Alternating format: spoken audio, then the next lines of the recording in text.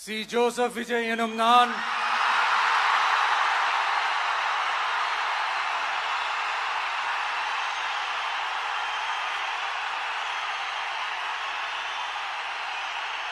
சட்டப்படி அமைக்கப்பெற்ற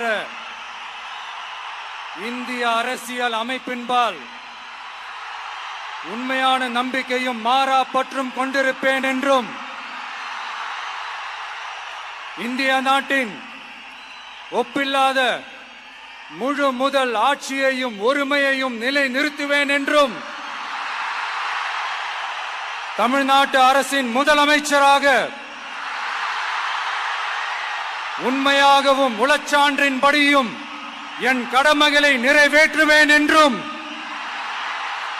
அரசியல் அமைப்பிற்கும் சட்டத்திற்கும் இணங்க அச்சமும் ஒருதலை சார்பும் இன்றி விருப்பு வெறுப்பை விலக்கி பலதரப்பட்ட மக்கள் அனைவருக்கும் நேர்மையானதை செய்வேன் என்றும் ஆண்டவன் மீது ஆணையிட்டு உறுதிமொழிகிறேன்.